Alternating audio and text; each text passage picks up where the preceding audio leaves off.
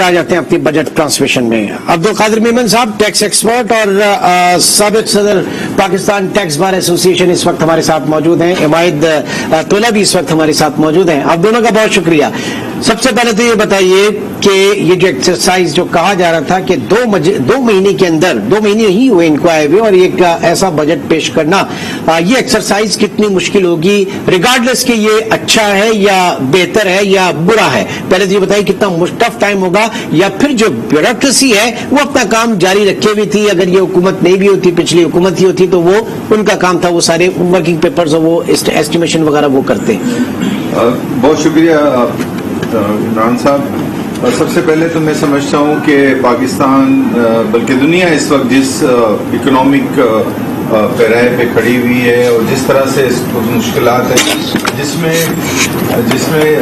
जो है वो इस बजट को अगर हम देखें। अच्छा, एक सेकंड, मैं जरा थोड़े से आपकी आवाज में प्रॉब्लम हो रही है, मैं उसको देखता हूँ बाय द टाइम।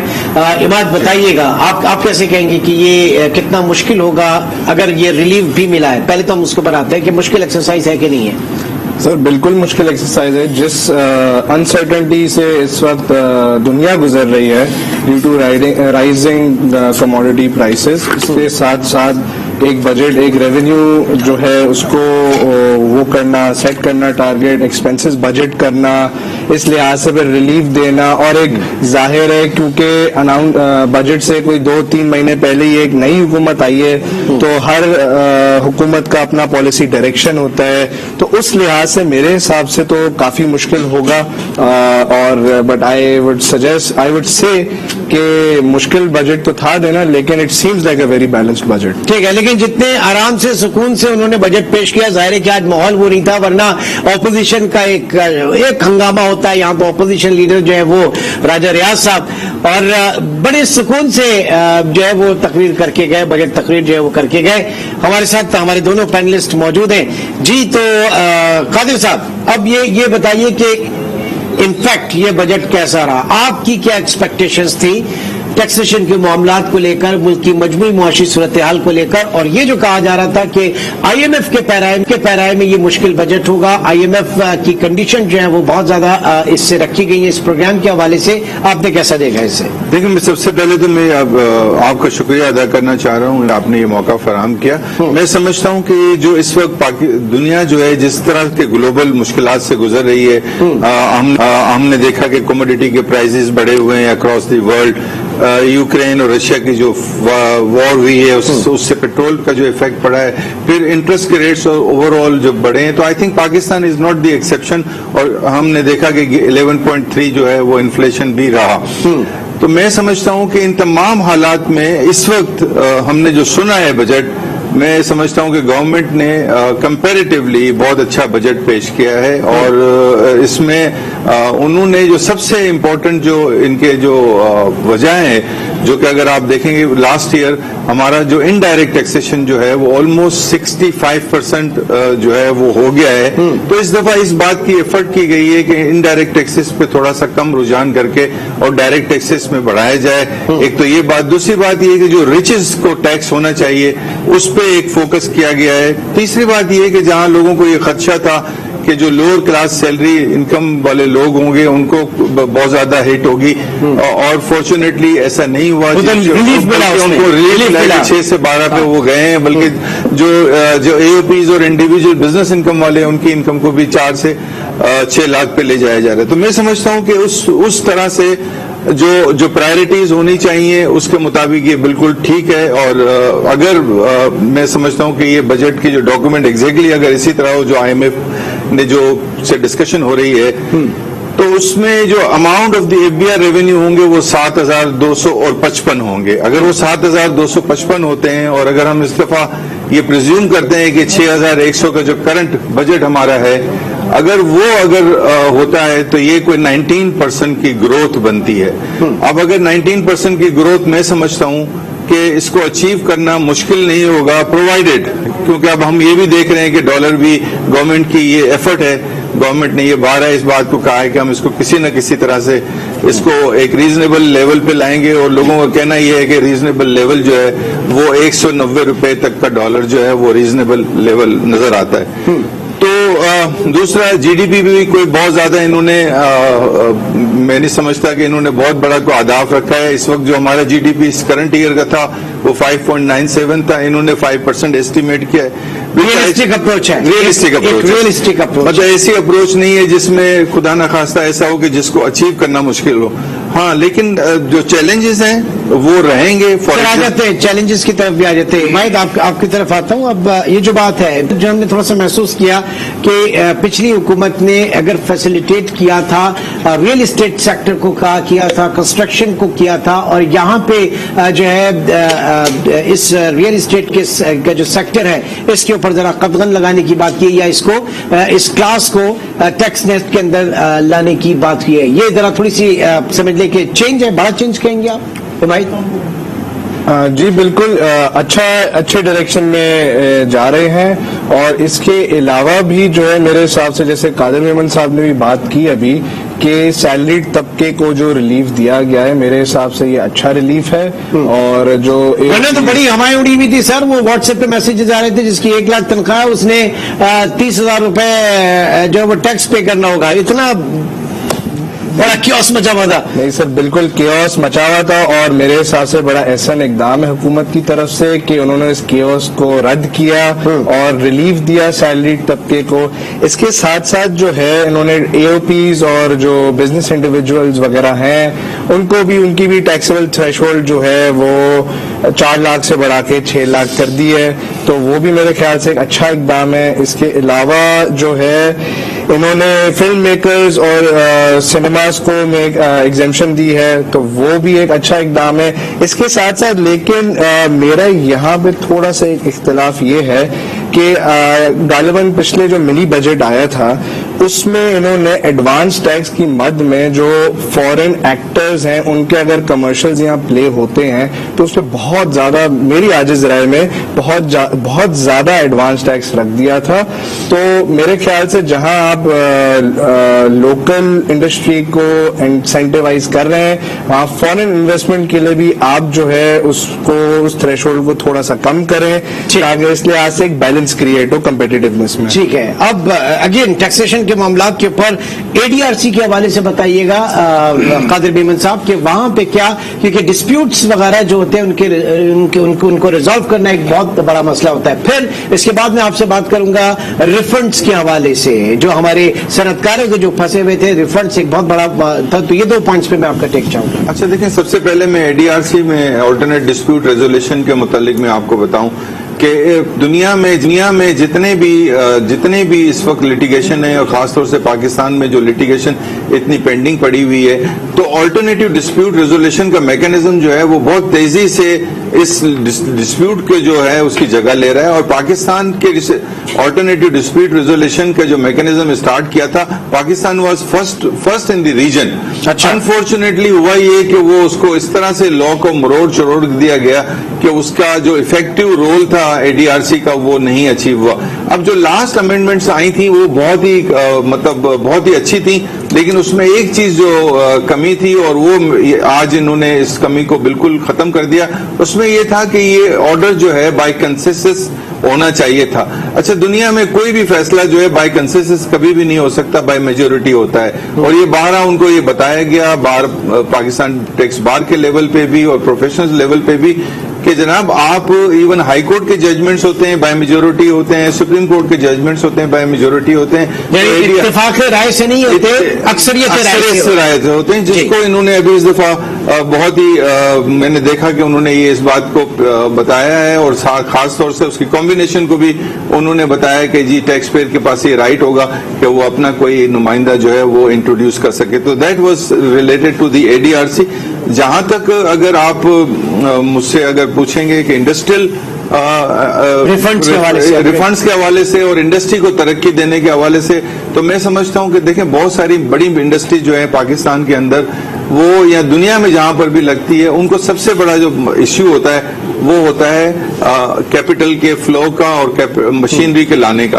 तो इसमें इनिशियल डेप्रिसिएशन को पहले जो है वो इस पिछली गवर्नमेंट्स ने कम कर दिया था, इन्होंने ये कहा है कि नहीं, हम पहले साल में ही 100% आपको इनिशियल डेप्रिसिएशन दे देंगे, ताकि आप जो है अगला काम जो है आपका कैपिटल की आप स्ट्रक्चर करें और कैपिटल को ग्रो करें और काम करें. I think which is very good.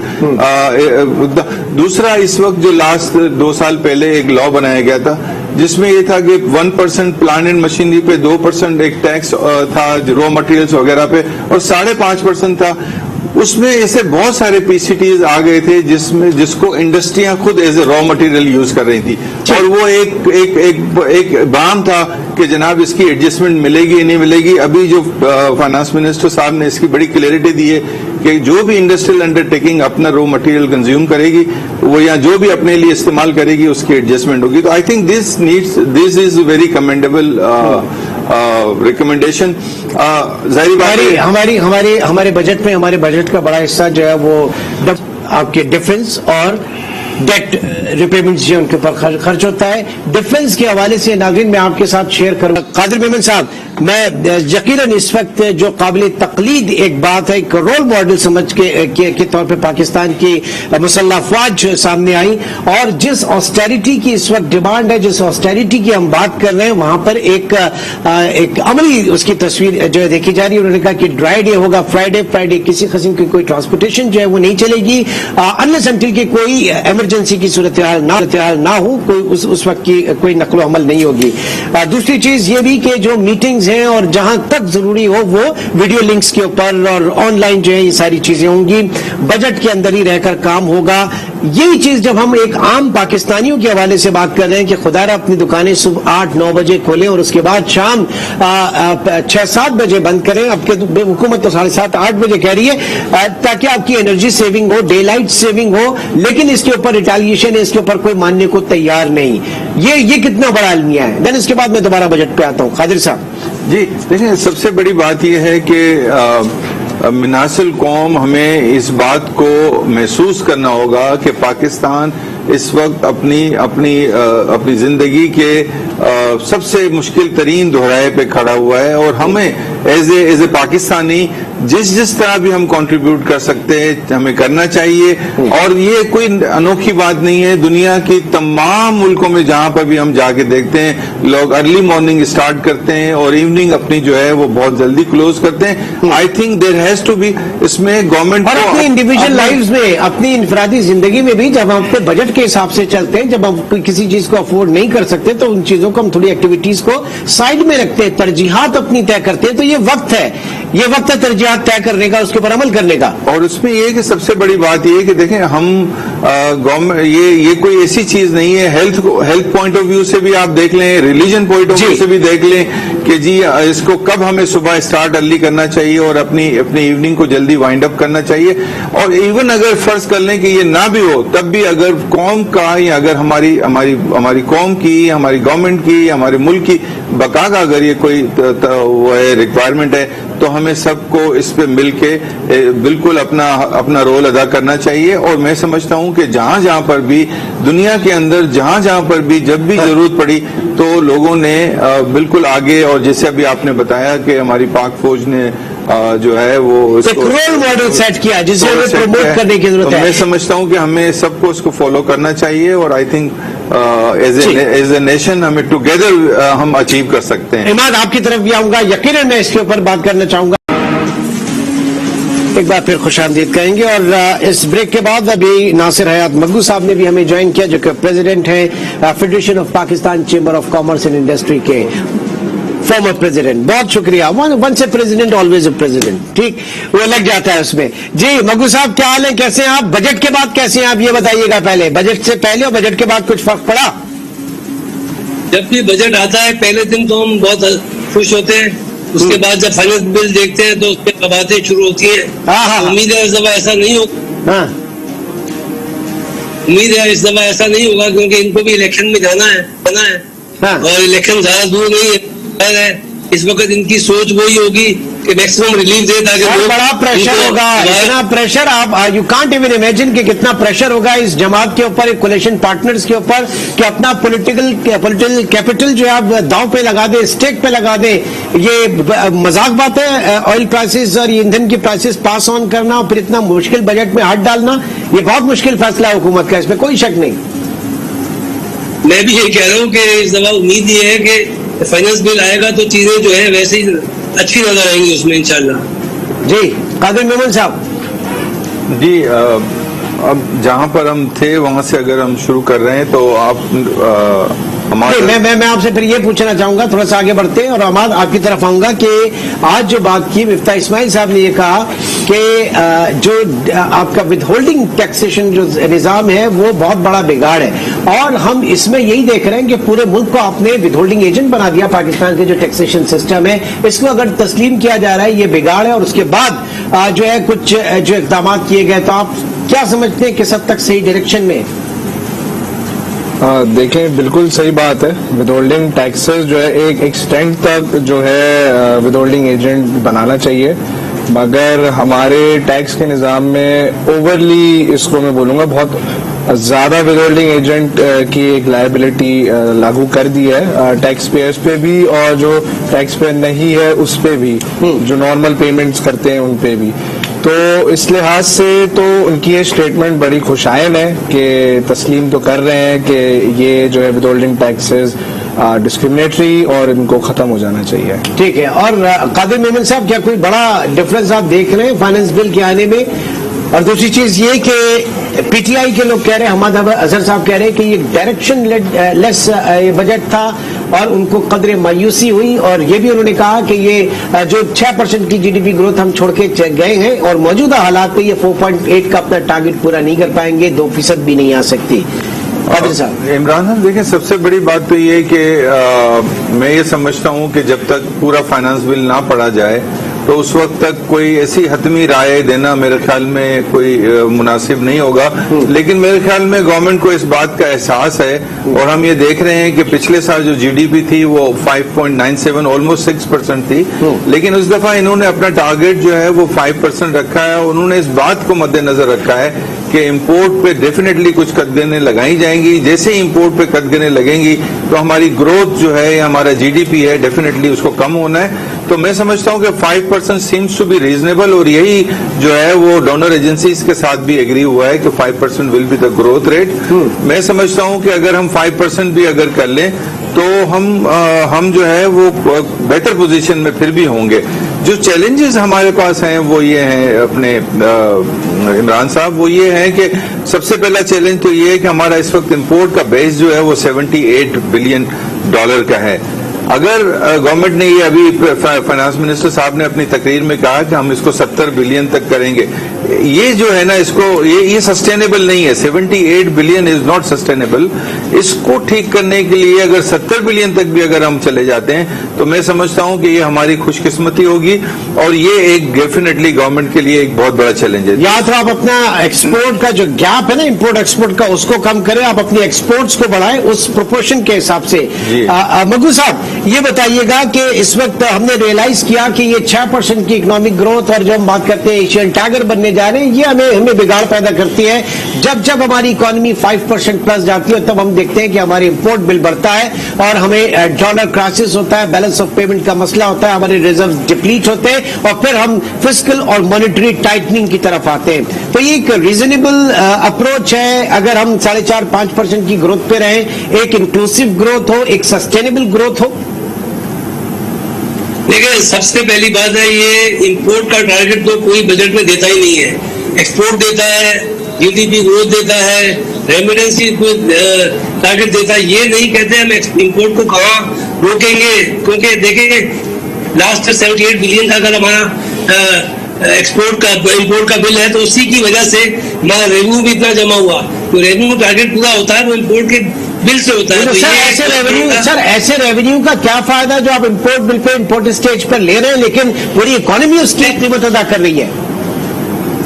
मैं उसी तरफ आ रहा हूँ कि ये जो इंपोर्ट ये कहते हैं हमने टारगेट पूरा किया, ये तो इंपोर्ट के बिल ने टारगेट पूरा किया। अब जो मसला है वो ये है कि ऑयल की प्राइस अब $100 क्रॉस किया है कोई महीना 2 महीना पहले यूक्रेन के बाद। पहले तो 70-80 पे ही थी। अब इस साल मुझे नहीं लगता कि ये कॉन्फ्लिक्ट बहुत जल्दी रिजॉल्व हो, और मैं समझता हूँ ऑयल की प्राइस 150 क्रॉस करेगी। खाने पीने का तेल ले ले, $800 का $1800 हो गया। मैं नहीं समझता कि अगर ये 7-8 बिलियन का कट भी लगा दे जो उन्होंने अनाउंस किया था, एक SRO भी निकाला था, ये चीजें बैन कर रहे हैं, इसके बावजूद भी मैं नहीं समझता कि ये उसको 70 पे रोक सकते हैं। ये सबसे बड़ा हमारे लिए मसला होगा। और हमारी जो एक्सपोर्ट है वो आगे दुनिया में जितनी महंगाई जो चीजें चल रही हैं उसमें इस एक्सपोर्ट को 32-33 करना भी बहुत बड़ा एक मसला होगा, क्योंकि जो अभी एक्सपोर्ट हमारा एक मेन मार्केट है यूरोप है, वहाँ की इकोनॉमीज तो बहुत बुरे हाल में है। जैसे हमारा बुरा हाल है वहाँ भी बुरा हाल है। भाई बड़ा मुझे फिक्र है कि ये किस तरह हम 35 बिलियन क्या 30 से 32 भी पूरा करें, और वहां से दूसरी साइड इम्पोर्ट का बिल किसी के कंट्रोल में नहीं है, चाहे कोई गवर्नमेंट आए। अगर तो ऐसे में सर देखे ना, एक चीज मगू साहब, अभी आपके आने से पहले एक बात हो रही थी, पाक आर्मी ने एक मुश्तरका फैसला हुआ, और वो ये कि बजट के अंदर रहते हुए अपनी तमाम तर सलाहियतों को बरूएकार लाएंगे। फ्राइडे जो है वो ड्राई डे होगा, फ्राइडे आर्मी की कोई ट्रांसपोर्टेशन नहीं चलेगी अनलेस अनटिल के खुदा न खास्ता कोई इमरजेंसी की सूरत हाल हो, उनकी सारी ट्रांसपोर्टेशन बंद रहेगी। फिर उनकी जो मीटिंग्स वगैरह है बहुत हद तक वो जाएंगे उसके ऊपर ऑनलाइन होने के ऊपर। तो हमारा एक ऐसा इदारा जिसकी हम तकलीद कर सकते हैं, एक रोल मॉडल पाकिस्तान की आवाम बन सकती है इस किफायत शारी की ड्राइव के हवाले से, जो मेजर्स हैं उसके हवाले से ना। यहाँ पर हम जब दुकानें जल्दी बंद करने के लिए जा रहे हैं तो वहां पे पूरे ट्रेड एसोसिएशन जो है वो उस ऑस्टेरिटी के खिलाफ है। ये तो कुछ ना कुछ तो करना होगा, डंडा तो कहीं ना कहीं से लाना होगा ताकि आपकी एग्रीगेट डिमांड कर्टेल हो। ईंधन के लिए डॉलर की डिमांड हमें कर्टेल करनी है ना सर। मैं आपकी बात से पूरा एग्री करता हूँ। मैं समझता हूँ कि ये जो दुकानें या चीजें 9 बजे बंद करने 8 बजे बंद करने का टाइम है। वैसे भी देखें हमारे मजहब में भी है कि सुबह जल्दी जाओ, रात को जो है अंधेरा होने से पहले आओ। एक दुनिया का सिस्टम भी यही है। वो दुनिया कहाँ से कहाँ पहुंच गई और हम लोग को यही फिक्र होती है कि 9:30 बजे कोई ग्राहक आ जाएगा, ये गलत है। और ऑस्टेरिटी मेजर्स के साथ एक बात बहुत जरूरी है कि हमारे पास जो नए सेक्टर्स हैं या नॉन ट्रेडिशनल सेक्टर हैं अदर देन 5 सेक्टर्स, उनकी ग्रोथ का बंदोबस्त होना चाहिए। उसके लिए कोई ना कोई पॉलिसी बननी चाहिए, उसके लिए कोई टास्क फोर्स बननी चाहिए जिसका टारगेट हो कि हमने ये चीज इतनी एक्सपोर्ट करनी है। अब IT है, IT सेक्टर ऐसा है जिसमें हम बहुत बड़ी यानी ना बिजली चाहिए, ना रोड रास्ता, ना कोई ना इंफ्रास्ट्रक्चर चाहिए, सिर्फ पॉलिसी जिसकी वजह से लोग फ्रीली जो है अपना काम करें। अब इसमें सेल टैक्स जो एक लगा हुआ है, लोकल सेल टैक्स लगा हुआ है अपना सूबों का, वो खत्म हो जाए तो वो मैं एक सेक्टर समझता हूँ जहाँ 3-4 बिलियन की पर ईयर आप ग्रोथ ले सकते हैं। और ऐसे और भी चीजें हैं, जैसे अगर आप कुछ अपनी चीनी की अपने कैपेसिटी बढ़ाएं तो आप चीनी एक्सपोर्ट कर सकते हैं। आप जो है यहाँ से डेट्स प्रोसेस करके एक्सपोर्ट कर सकते हैं। आप यहाँ बहुत सारी जो ड्राई फ्रूट्स हैं। ठीक है, I got your point Imad. हम ये जो हमारी जीरो रेटेड या एक्सपोर्ट ओरिएंटेड सेक्टर है, इसमें 5 सनतें, आपका टेक्सटाइल, कालीन साजी, आलात जर्राई और आपका स्पोर्ट्स गुड्स, 5वां एक और गालिबन कोई होगा। तो इनके अलावा क्यों हम कोई नई मार्केट तलाश नहीं करते, नए हम सेक्टर्स डेवलप नहीं करते। अब एक IT हमारा एक ऐसा शुबा आ रहा है जिसमें काफी पोटेंशियल है, जिसे टैप करने की जरूरत है। तो हम जब तक कन्वेंशनल वेज पे रहेंगे यही हमारे रिजल्ट हमारे सामने रहेंगे।